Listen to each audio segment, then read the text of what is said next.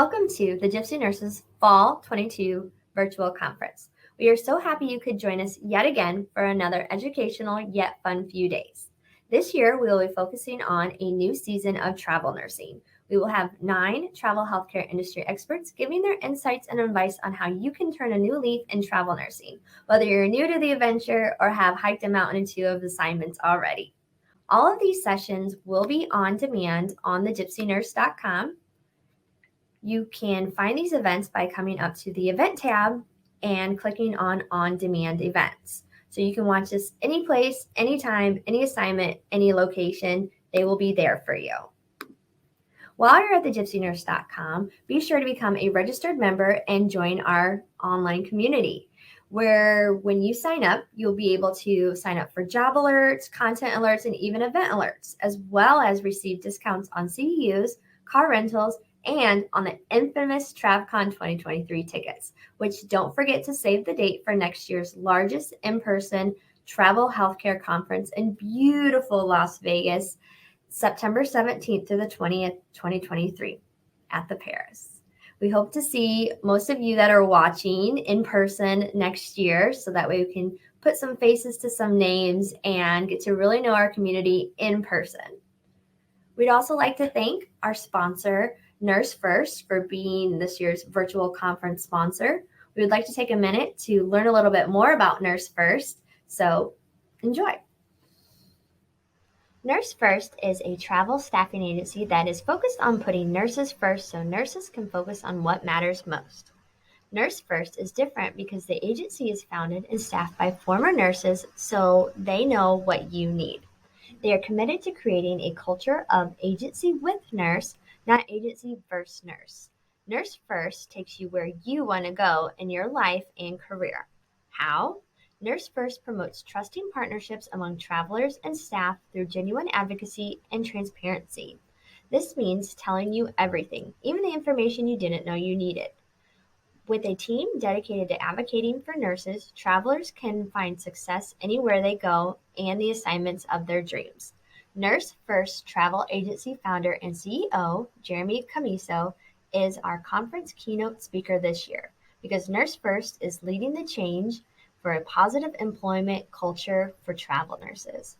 Nurse First encourages travel nurses to take charge of their own work schedule to best fit their lifestyle and family needs. Nurse First turns travel nurse staffing opportunities into incredible employment experiences.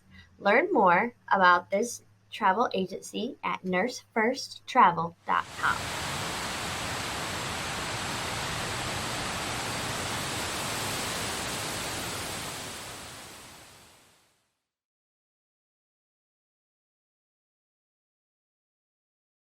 All right, now I'd like to introduce you to Sam and Annie. They are travel nurse parents, so they're going to help us learn more about traveling with children. So thank you so much, Sam and Annie, for joining us today.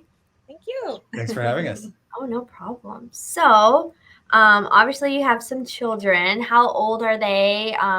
What are their names? So we can get to know them. Yeah, we have 2 girls, Kai and Savannah. Kai is 11 and Savannah is 8, and they're having a blast. Oh, I bet. How long have you been traveling with them? Well, they were 6 and 8 when we started, and so yeah, almost 3 years. January. Nice, and they're still loving it. They are. They're doing really good. We keep asking them how they're feeling about it, and I don't think they want to stop quite yet. Oh, that's great. Yeah. What seems to be their favorite part about traveling? What do you think? I think it's just the more togetherness, really. I mean, nice. we had so much work when we were at home before we were traveling. Yeah. So obviously traveling is a little bit more lucrative, so it frees us up for family time way more. So That's awesome. just like the adventure of figuring out new places. I mean, we're all in it together. Right. None of us have been there before. Yeah. So it's the exploring, finding what we like about an area, what we don't like. Yeah. They feel very much involved with the adventure. Oh, that's cool. Yeah, that probably gives them not independence, but just like inclusiveness and all of that. Now, the one is about to get into the teenage years. Are you a little concerned of being and for those of you out there that don't know, they live in an RV full time, correct? So we actually just changed that. Oh, really? We did. We lived in the motorhome for 2 years. just about 2 years. And then we went to Alaska this summer and decided that it was time to be more like apartment style living and not take the RV all the way up there. And it was just kind of time. We loved the RV style, but we also felt like maybe having some bedrooms and having a little bit more space and a little more comforts of home was time. So we just actually transitioned out of that. Yeah. That's awesome. Yeah, I was gonna say, like, with almost, getting in those teen years, I know it's a little far away, but curious, how you would prepare for that. But it sounds like you're gonna have more space, so at least you can have her own room. More space. I think that was part of it. As they're getting older, they're getting bigger. Like we just kind of wanted them to have a little bit more privacy and just kind of experience those more comforts of home. Because Kai, she's 5th grade, and Savannah is, going on 15. Like 8 going on 15. Yeah. So it feels like we have a couple teenagers almost in the house already, and that was part of our planning when we did this was the ages of them. We felt like when they were 6 and 8, it was a perfect time to go. They were young. We had time before they were like teenagers, and time that they still think we're really cool people.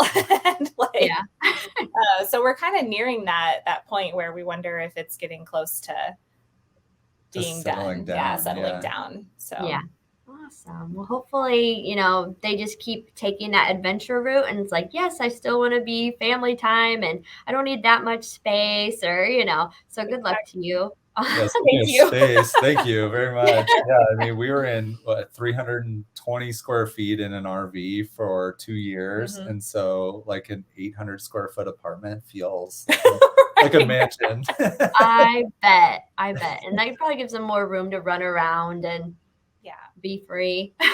Yes, for sure. What challenges have you seen like your kids go through while traveling? I know they really like it, but is there anything that's like really challenged them?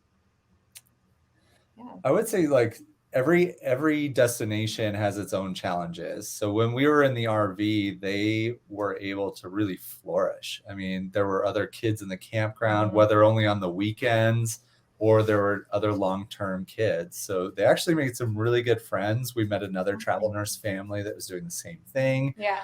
They've kept in touch.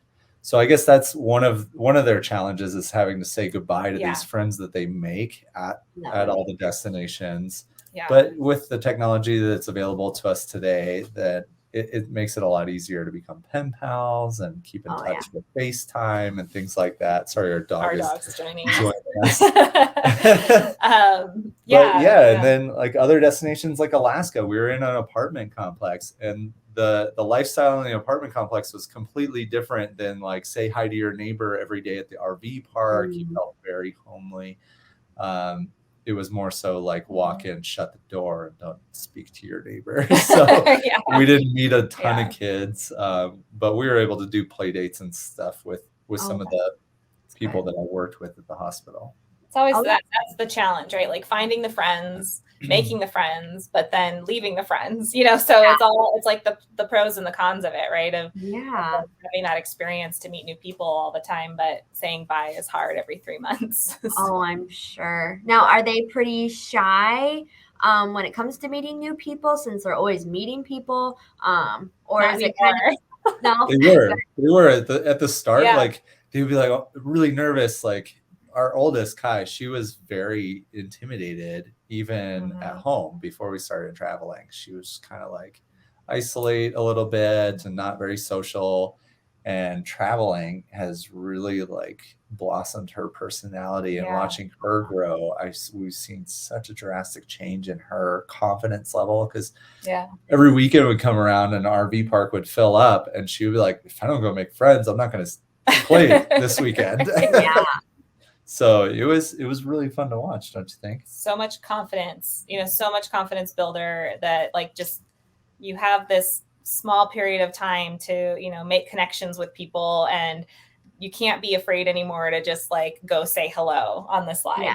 So we just watched them change that, that whole perspective, and just get out there, like you said, like the weekend was coming. They're like, all right, who's our friends for the weekend? And they were so pumped about it, and they would just not waste any time. And, so her confidence for sure. Savvy, our younger one, she's always been a little bit more independent, a little more like confident personality. So it's certainly grown for her, but we've seen the most growth with our kid that was a little bit more like introverted and nervous. Yeah. That's awesome. Now, did you guys have like some help? I'm trying to think of like people that are thinking about traveling with their kids. Like, did you kind of like go play, go see them? Or did you kind of like, it's okay, like if you want to hang out with them? Did you have any assistance in building that confidence, or did she just kind of flourish on her own and figure it out on herself? Well, it was kind of nice. Like when we first got the RV, that was like right March 2020, April 2020, right? And so the RV park was almost shut down to everybody. So we were able to really just like barely dip our toes into the water with this. So we were one of 3 full-time RVers at this RV park, this beautiful RV park on a lake. So we were constantly around them. They didn't have anybody there to play with. It was just a couple other adult couples. And so it was slowly kept them entertained, in, And then as restrictions started lifting, more kids would start showing up. Yeah. And so it was actually a really nice transition for them. Yeah. Awesome. Nice little gradual transition. But I think as parenting personalities go, we were definitely like, go play, like, let's figure this out. And I think having the pair, having the 2 kids together was nice, because no matter what was going on around them, they had each other.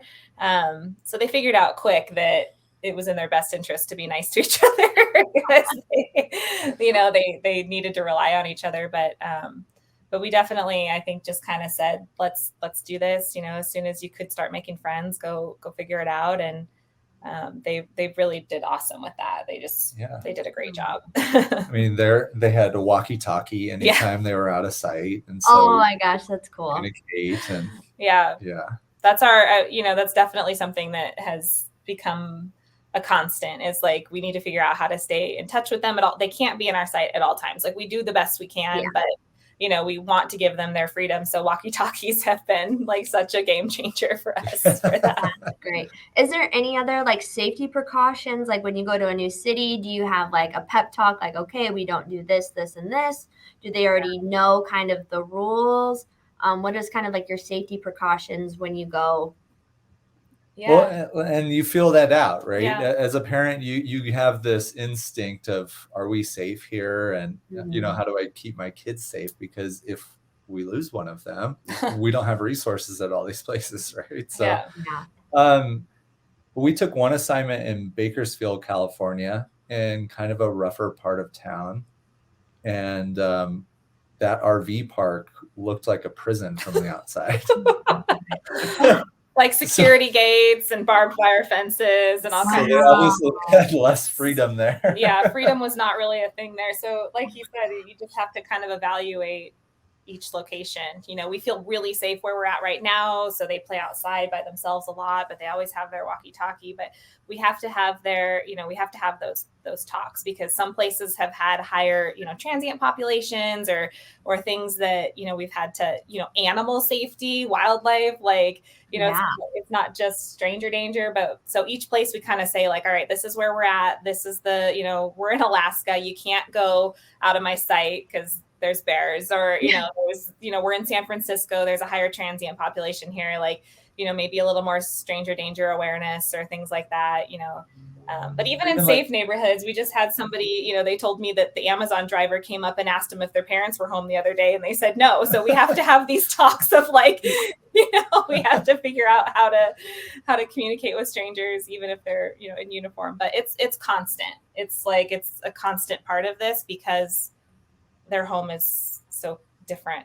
Yeah. All the time. Yeah. And everywhere is uncomfortable when you first show up until you really start to like make some connections and learn about the area. Yeah. Gotcha. What are, for the parents out there, what are like, maybe your like top 5 like safety tips even top 3 that you would give, like even just having that conversation, what would you tell their children? Yeah. Well, in an RV park, I mean, communication, right? Because there's so many people of all different wealth scales, all different backgrounds. Some are just driving through, some are there for the summer. I mean, so your kids, I mean, it can be scary at times. They're the exposed. Influx of Yeah. people every weekend. You never know what the crowd is that's going to show up. Yeah. We've never had a bad incidence in that. That being said, but communication, constant communication. You're not allowed to go to anybody's house without talking to us. We don't know anybody, and then no matter how nice they are. So communication is the biggest one for me. That's why we got the walkie-talkies immediately. It was just so we knew where they were, and just knowing that they have to communicate with us wherever they want to be. We have to constantly know where they are, but we're giving you a long leash of like where to go play. Communication and just being aware. We're pretty honest, so I would say just like be honest with them about the environment, because it is changing so frequently, so they don't know, so you have to be honest about like just the environmental dangers, or like what's around, what's the population like, kind of what's happening in the area. So just being, just having that honest talk with them is good. Even like Alaska was such a cool thing because it was so wonderful, but we had to be like, you can not survive out here. Like there's things that are out here that like, we have to be so honest with them. Like if you see a cute little cub run across the trail, like that's not something to play with. Mama bear. You see a moose. Like we had all these rules for those different situations, but I would beg parents to do your research before you get blinded by a paycheck number. Where are safe spots to live in the area that you're visiting? Unfortunately, like Alaska, everybody was like, well, don't live in this certain part of Alaska. It's not as safe as another. And so we did our best, but we were limited, and we ended up having to live in the place that people didn't recommend. And we could tell when we got there, we didn't feel as safe in certain areas because there was a higher transient population or homeless population. So it kind of limited us sometimes, not all the time. I mean, you just kind of adapt, so like, stay in constant communication, be honest with them, and like, just be ready to adapt to your environment, and like, figure it out. Like what's the best way that's we feel best for our family to stay safe in these new environments. I think that is great. And I think just even that's great life advice as it is for everyone out there too. Right. Now, speaking of housing, is it hard to find it for the whole family? Yes. It is. Yeah. That's probably one of our biggest stresses when researching a contract. If I get a job offer and he's like immediately like, we're going through Furnish Finder, Airbnb, and there's so many other websites now, especially for the apartment. With the RV, it was a little bit easier because every one location has maybe 100 spots to stay in. So that helped us a little bit. But it was, I mean, the RV stuff had its challenges too, because there was maybe 3 or 4 RV parks in the city that you were going to. And of those 3 or 4, maybe 1 or 2 looked like decent enough to stay as a family. And then maybe only one of those even had space, if they had space. RV parks are getting extremely full. We noticed that from the get-go. When we first started this, it was a lot easier. And just as the years have gone by, RV parks are just so overfull. At this point, there's a lot of families out here and people that are doing this more frequently. So finding the right RV park has its own challenges. And then now finding housing that accepts children and dogs and has, like at least 2 bedrooms, because, we're not a studio apartment kind of family, or we can't have, we can't like just rent a room, or, so we have to look at this totally different. So when you start getting job offers and you look at Furnished Finder or Airbnb and you're like, oh, there's hundreds, it's fine. Well, if you start narrowing that down, Yeah. It's very, very limited. And then, you might hear back from 1 or 2 places, and that's kind of sometimes 95% of our choices are eliminated as soon as we put dogs and kids. So you end up paying more. I mean, that's the other side of it. Like, so it is hard to find housing. I would say extremely harder with kids and dogs. And then you just have to be kind of more prepared to pay a little more than you would anticipate, I think. Or have a longer commute. Yeah, or have a longer commute. Oh, geez. Yeah. Do you mostly look for apartments, or are you just kind of open to everything as long as it has like a little bit more space? I would say we're more open. I didn't enjoy our apartment as much. Like I said, it was kind of like you walk to your room and close your door and you don't socialize with your neighbors. Now that could be completely different at a different apartment complex, but that was our experience in Alaska. We prefer a house. We're staying at a furnished finder is how you found this one. We're staying at a house that has, 2 rental properties on it, and the owners have children. So our children mingle completely well with their kids. There's another travel nurse at this location as well. So we just had tacos outside the other night. And we have like a little community here, and that's awesome. That's ideal. There's alpacas, there's chickens, there's a playground outside, there's space to run. So, so this is ideal. But it's a longer commute for him and it's a little more pricey. So you just have to kind of figure out, what's important and how to make it work. I think having alpacas outside your house is the most important part. It's very important. He's becoming best friends with them. So. I'm like, we got a few months to be best friends. By the end of this, I hope I'm walking you around the neighborhood. Oh, I'm sure. And then you guys are going to buy one, and then you're going to have trouble finding housing for 2 children, a dog, and an alpaca. That's right. Yeah, where's the alpaca filter on this search? More challenging. But you guys can handle it, I'm sure. So, moving from place to place, I know with like the RV, there was some familiarity, but like, how do you get them now that you're going into apartments and housing? How do you get them comfortable in a new space? Yeah, that's a good question. That's something we've seen them grow throughout this whole journey. We were very anti-apartment living in the beginning because we wanted them to have a consistent home, and that was like our biggest driving force of getting the RV was so that our kids had a constant home. And so transitioning out of that was a really tough decision. So we kind of, we weighed it, but we figured out that they've learned the whole home is when we're together, right? It really is, it really has become that for them. And so they each, we travel really light, but they each have like a special box of their stuff, their pictures, their photo albums, their little trinkets, we go to national parks everywhere we go. So they collect magnets and keychains, and they've got, they've got all their like little items that they have deemed most special. And so, the last 2 places that we've been out of the RV, they are like on it. As soon as we get here, they make their room their own, they create their own little home space. And then they are amazingly like instantly okay. It's home. Like there's no questions asked. They're just like, this is good. This is my new room. This is my new, home. This is my space. They're excited. Yeah. I mean, it was like when you were a kid going to a hotel room, you're just like really excited to be there. And I think they totally grasped that aspect of it. And they just love the run in the house first. They're trying to call bedrooms. Like they're, they're having a blast.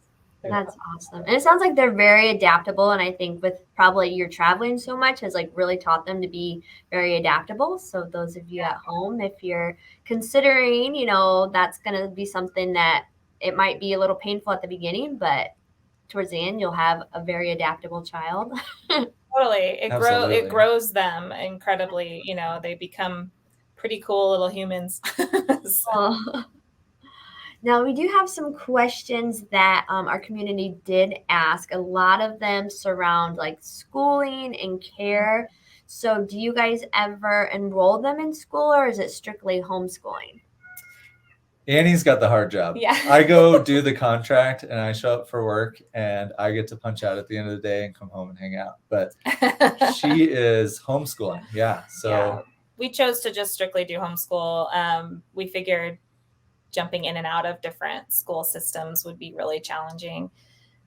So we have just homeschooled this whole time, and that has been a journey on its own, kind of trying to figure out what platforms to use, what curriculums to choose, what learning styles are better for your kid. With homeschool, you have all the freedom and flexibility, but also all the pressure, to try to like figure out the best way to, to get your kid to learn. So, it's been really, really challenging, but super rewarding to kind of see them grow with it. We also chose homeschooling because, he works three, sometimes 4 days a week, but, so we have the total freedom to get their schooling done while he's at work and for the week, really, and then we can go play and we can go explore and we can do all their other education at national parks and out in the mountains and, doing all these things, learning about the lands that we're on. So it gives us all of that freedom. But yeah, I mean, it's hard, it's hard work. I'm not going to like sugarcoat the fact that like homeschooling two kids, especially 2 at a time, different grades, different items, different things, has a ton of its challenges. But for this lifestyle, we feel like it works the best. Yeah. I mean, kids grow connections so quickly and become attached to their friends so fast that I think that putting them in school and ripping that Band-Aid off every few months would be super challenging and hard on them. Yeah. How did you, what was your first stop when you were like, okay, I'm going to homeschool them? What was like the first thing that you did to kind of learn more about it? For those out there that want to do it, but they're like, I don't even know where to begin. Yeah, that's we went to a conference. We're from Arizona. That's home base for us. And each state has their own homeschooling like association. And so luckily timing worked out well for us. It happened to be like the summer before we left that they held this conference in Phoenix. And it was really helpful to go there and just learn like, how do I even enroll them? And, how does this even work? So we had to learn that you have to go to the State Department of Education and, get a notarized document that says I'm homeschooling my kids. Each state has different requirements so that you're not like, essentially truant, your kids are being formally educated essentially. So we didn't know where to start. So same thing for all the parents out there that are even considering this, look up your state homeschool alliance, figure out your state laws and what your requirements are first. And then you'll essentially be hooked up with a great community at that time that can kind of teach you the ropes and figure out, what to do. But, after that point, we just started searching for curriculums. That was the next big step, right? So how do you even get them going? And then how do I teach them and what style of learning do we want to do? Right. So we started off online, hated that, we started with an online curriculum and our kids were just like, this isn't working. So it's been a lot of ups and downs trying to figure it out, but reeling it back even further, when Kai was in kindergarten, I tried homeschooling with her while I was in nursing school because our whole goal was to become a nurse so we could travel. And so while I was in nursing school, we just tried it. We got a curriculum that we had good reviews about, and we gave it a shot. Not only did we learn that we could do it, we learned that we didn't like that curriculum as much. We changed curriculums when we started traveling. And homeschooling, there's thousands of groups across the nation that just do meetups at playgrounds or activities or field trips. And so your resources are really endless. And the amount that you can learn from your peers is just incredible. So it can help guide you in your direction and whatever your needs are. That's amazing. Yeah, I've never heard, I've seen so many comments come through our community. I've never heard of the conference. And I feel like that would be the best spot because there's so much information going on. You don't have to worry about like which website is the best. And I think that is really good. And you guys did talk about, how they make friends at the RV park. Do you enroll them to any sports or anything like that so they can make friends if there's not enough people around? Yeah, I think as soon as we get to new spots, we start looking like what can we get our kids involved in, what like Parks and Rec department, each city has their own Parks and Rec. So sometimes they offer classes. We've tried to also tier it to where we are. So there's unique situations at every city. Like when we were in Portland, Maine, we enrolled them in a sailing class. Yeah. Oh, that's So awesome. they got to take around these dinghies in the harbor, and they learned quite a bit about sailing, more than I know, that's for sure. Yeah.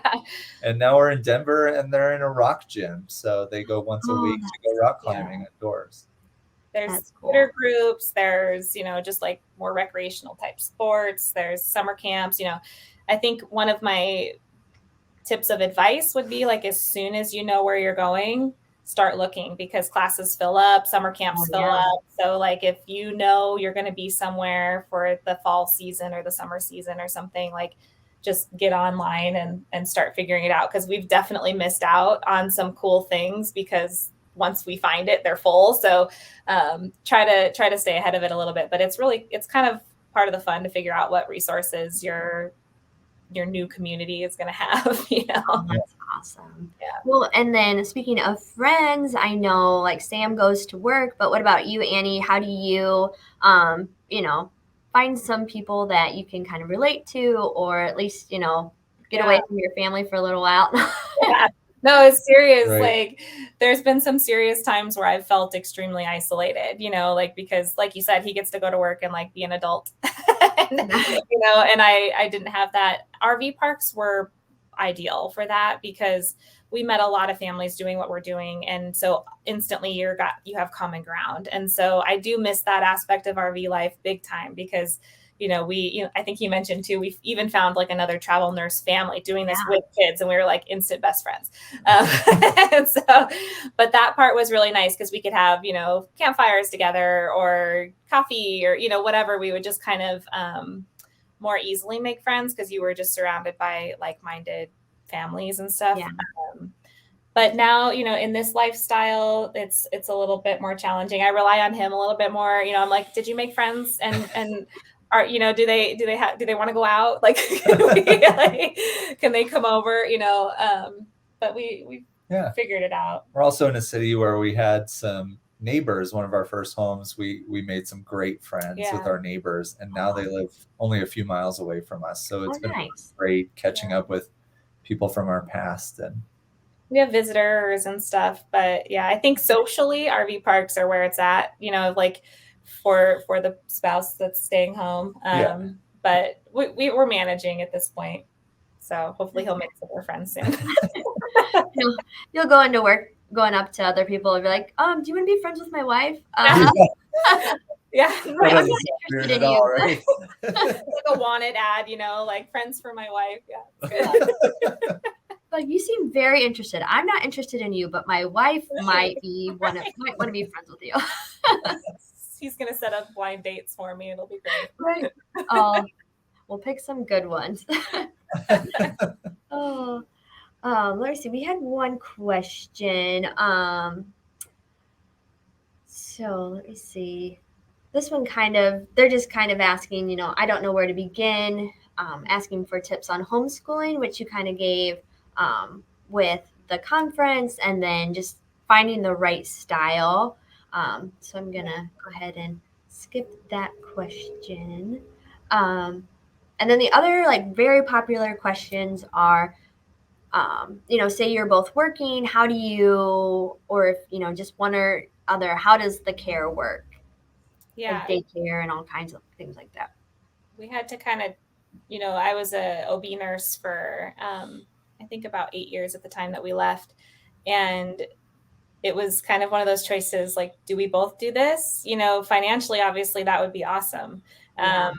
But we just knew that there'd be so much change in their life, and we needed a constant teacher and a constant presence to kind of, help them through all these transitional things. So we just decided pretty early that it would just be him taking the contracts and I would stay home. I was able to kind of figure out a way to do a little bit of virtual work on the side just for fun and to kind of like stay in my, in my practice. But yeah, that was, I mean, it's a hard decision because there's pros and cons to that, to both parents working, but we wanted to have that constant presence for them and not do any daycares or things like that. And then also have the freedom to go play on every day off possible. I mean, we are trying to do this to work as little as we can and play as often as we can, because they are, they're so young and this is our time with them. So, life goes by so crazy fast. So it's been so cool to think like, man, for the last 3 years, like we have optimized as much family time as we possibly can. Amazing. Yeah. That is awesome. Let me see. What do you guys do? Like, if you do want a night off, or you want to go like hang out with anybody, do you just like don't go anywhere and just wait until you get to like a familiar place that has like familiar people, or how do you find somebody to help take care of your kids too when you guys are busy? That's been one of the hardest challenges of this. It doesn't always happen. Mm-hmm. It doesn't always happen at all. So we felt safer here, but we have friends with older kids, so we were able to leave the kids alone together with them at their house and go out and have some drinks together. But for the most part, we go on a date like once a year. Yeah. I wouldn't expect a lot of alone time if your kids are younger. Yeah. When my parents come to visit, or when we're, at our home base, like you said, like when we're in places with familiar people, we've been fortunate that everybody understands that we have zero alone time. So they quickly jump in and, help watch our kids for us while we have that. We had family nearby when we were doing some contracts in California. So we try to kind of network what's close by. And then if we get real comfortable with a situation or make good friends at a location, then maybe we like swap kids type thing, like watch their kids for a night and they can go out and vice versa. But I mean, overall, I would say our alone time is very limited. Yeah. And as the kids are getting older, they're becoming more independent and trustworthy and stuff. So I'm sure there'll be more opportunities in the future. Yeah. And I'm sure with like having bigger houses or like, apartments a couple more feet bigger, I'm sure you guys are probably getting a little bit more space there as well too, especially with their independence.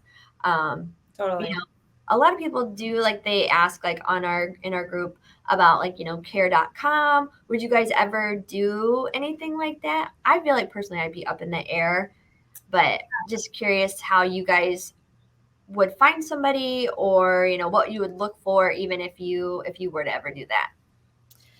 Yeah, I mean, I think that there are some programs out there that make that more comfortable, with background checks and I'm sure there's some really wonderful people out there on those programs. We haven't personally used it, but I don't think that it would be a terrible idea.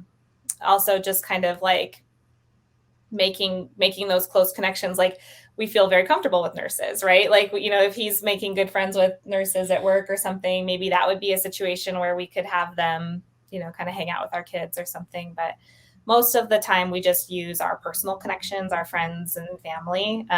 But I think that there would be opportunity out there for care.com or things like that. Yeah, I'm sure there's other sites, and even, like well-known, like I think there's like national like daycares or, something like a generic one.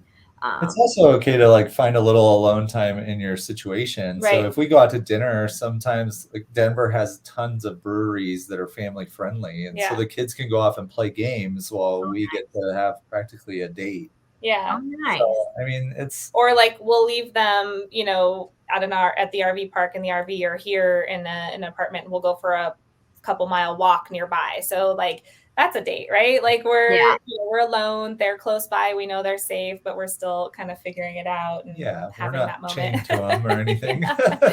But like you said, the space, out of the RV has been nice too, because they have a bedroom, they close their door sometimes, they go do their thing, we have our own space. That definitely helps. Now, when you're picking your assignment, do you look for factors like, is there a lot of extracurricular activities? Is this like a good area? Or do you kind of just pick up your assignments and then see like what they have? Or do you like scope them out first and then like, I'll take that assignment, it's going to work for my family? Yeah.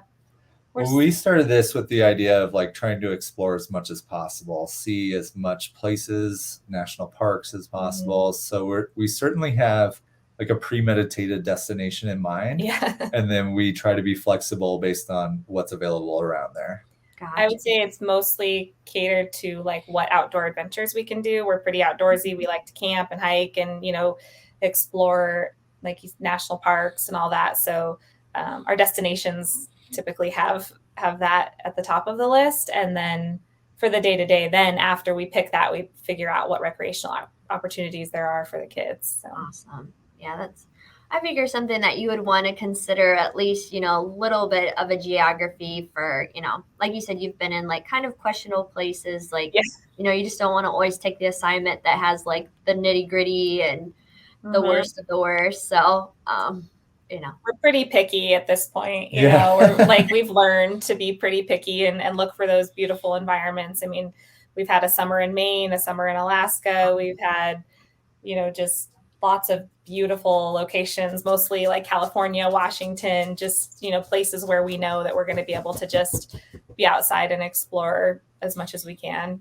so be picky, I guess. That's another bit of advice for parents. Like, if you're going to do this with your kids for a year or 2 years or however many, like it goes by really, really fast. So, maybe take that contract that's not as high paying as the one in, the inner city of somewhere you're not interested in, just kind of look at each one for the value of like what this is going to bring to your family and not just the money. Don't get blinded by the check. I mean, of course, you'll always make more money by working more hours. So whatever you're most comfortable with, we've decided now, especially after a couple of years, that 12-hour shifts are the only way we want to go. And so he's only 7 to 7. He's only 12-hour shifts. We're only, going to places that we know we're going to, on his days off, have fun stuff to do.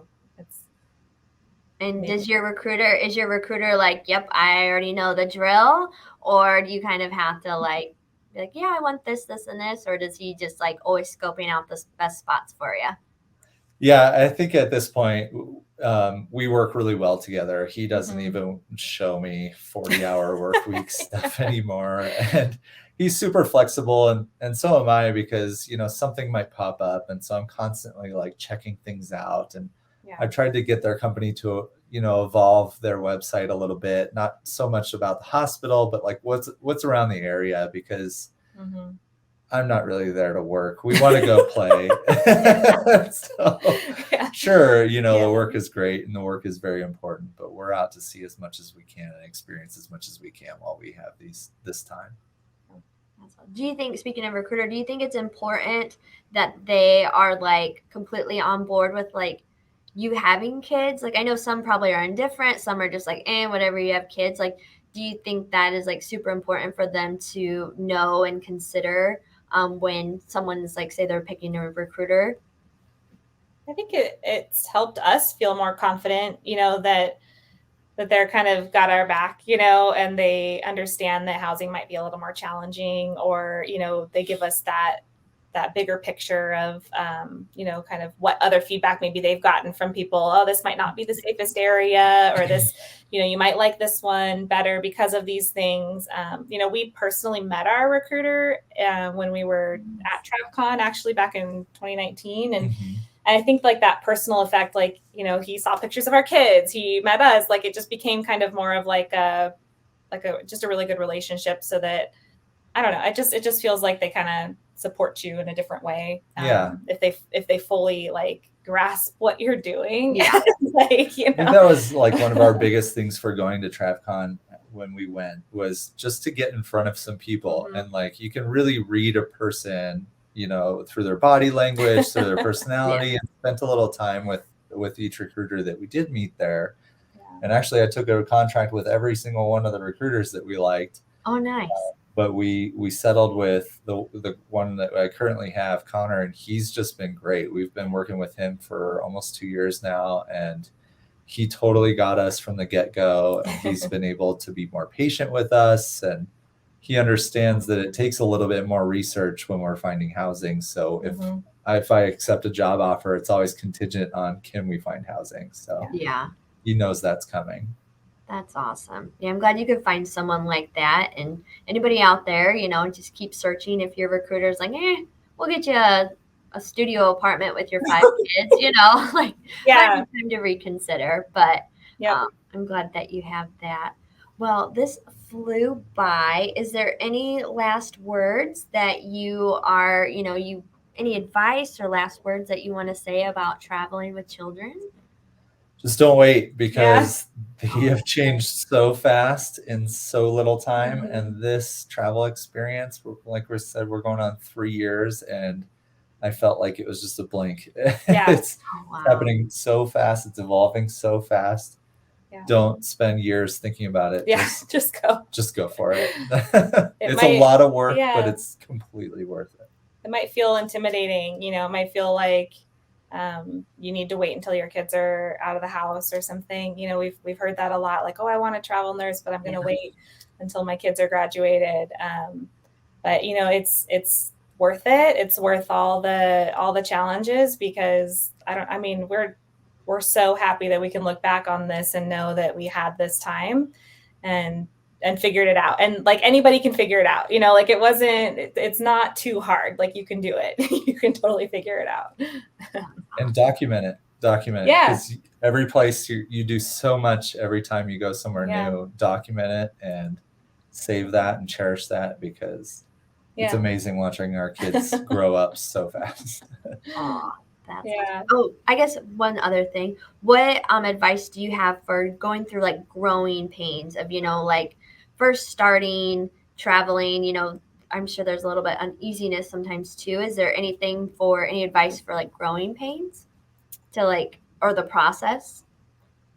Yeah, it's just gonna it's gonna hit you hard at different times. There's gonna be times where you think that you're, I know for me, homeschooling and stuff, like sometimes I just feel like I'm doing it wrong, or I'm not, maybe they're not doing enough, or they're not, out and about as much with your kids, whatever your growing pain that hits you is. I don't know. Maybe like, what do? We just go do something fun. It's constantly changing. It's constantly changing. Like, we could have a bad experience at an RV park. You could have a bad experience at work. Just find something fun in the area, whether it be a hike, an indoor attraction, whatever. Just blow off some steam and like recenter you're yourself. able to recenter or reset yourself and your mindset and start over a little fresh. Kind of like remind yourself of why you're doing it. Yeah, why are we doing this? There's been a few occasions, I feel like, where we're doing something incredible and we both look at each other at the same time and we're like, oh yeah, this is why we're doing this. Like, this is what's making it worth it. And so like it'll go away. Your growing pain will go away. You'll figure it out. And if you can do anything to just kind of get back to that place of why, then it helps. That's awesome.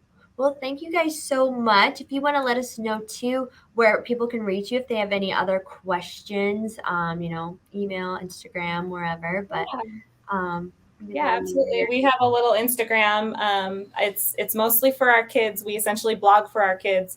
And so I write letters to them everywhere we go so that they have a photo album of the places and the memories. So, our little blog for our kids is on Instagram. We're just live small, travel often.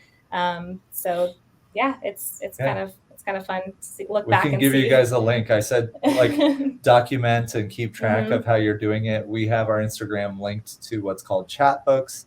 So so many posts, they print us off a photo album and we get it in the mail, and we're able to recap some of the adventures that we had. And that's something that we really cherish throughout this whole time. We've got this whole collection of photo albums now. So the kids have a picture and a letter for places we've gone. So that's a cool treasure. That's amazing. I feel like that is like the greatest thing you can probably do, just to keep track of everything. You don't have to worry so much, and that they send it to you just regularly. Like, exactly. Yes. I'm not a scrapbooker, so it's perfect. I feel like that's the way to go. Well, Yeah. thank you guys again so much. If anybody has any questions, please reach out to them. They're a great resource, great people. Sounds like you guys have some great kids, and thank you again, and enjoy your time where you're at. Thank you.